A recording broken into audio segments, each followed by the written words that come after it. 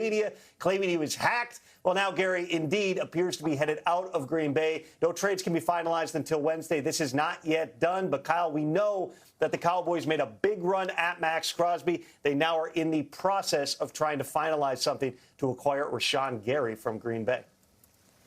So there's some hacker out there who's like, what should I do today? I'm going to hack Rashan Gary and say he's leaving the Packers. What a way to spend your time. Ian, speaking of time, you've been spending some on this as well. Tell us more. Yeah, the Dallas Cowboys have been in the edge market trying to sign one. I wouldn't be surprised, actually, if they end up signing two. But this is a big piece for Rashan Gary, who has been in trade talks around the league, I would say, the last several days from the Green Bay Packers, ever since he posted a goodbye and then didn't post a goodbye and then, you know, all the things that Tom just mentioned. Clearly, this is now a goodbye for Rashan Gary. The Green Bay Packers and Cowboys have been in talks for the last 24 hours or so, trying to figure out the right price, the right deal that they are going to use to acquire a big-time pass rusher. Gary's got a lot of potential. He's a first-rounder, certainly did not play up to his capabilities last year. What the Cowboys hope is that he can find the form that he had in previous years, the one that had the Packers draft him in the first round, the one that had the Packers give him an extension. The Cowboys continue to buy low in advance of free agency, just like they did last year, hoping to find similar success. Thank you. It rubs me strangely as a fan that they're scrambling to find a pass rusher, and they had Micah Parsons, and they are now going to Micah Parsons' current team to get other people in the same room to come back with him. It just doesn't sit well with me, but that's from a bygone era. Guys, thank you. Rashan Gary, I'll never forget. Huge Friends guy, and his favorite Friends character is Ross. I don't know how that affects his trade value, but he talks about it every time he comes on the show. And it appears the Packers are now pivoting away from Rashan Gary.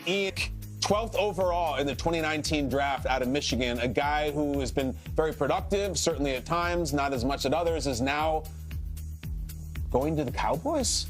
This is kind of interesting, guys. This is a big name and a big top player in two pristine franchises, changing pass rushers as they like to do with Micah Parsons and others. So we got a couple of guys in the Los Angeles studio. We got Shelby Harris from the Browns. We got Jason Kabinda, who's a legend. When you see this graphic, when you see this tweet, you see the names, Cowboys, Packers, former first overall pick. How do you feel about this? Or first round pick, rather?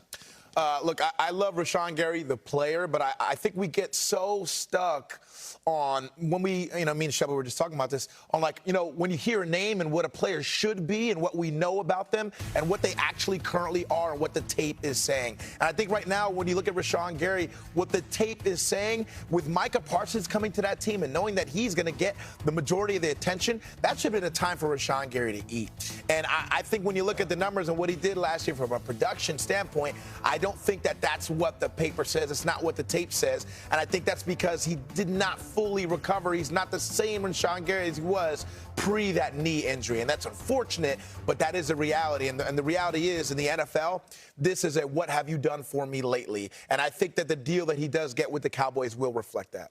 I think Rashan Gary going to the Cowboys is going to be a big deal for them. Obviously, edge rush was an issue for them. They went and got Kenny Clark. Him going back with Kenny Clark, him and Rashan Gary together, they were a disgusting tandem in Green Bay. And I think that with them together again, you might find Rashan Gary's juice back. Like, obviously, like Jay said, they weren't that good. He's been struggling a little bit since his ACL injury. But the idea is he's getting a little bit better every year. So you got to be excited if you're a Cowboys fan for the potential of Rashan Gary and him getting back to who he really can be. Now, the whole general in Dallas, it's just struggling with the up front. So they're going to have to go and make some moves.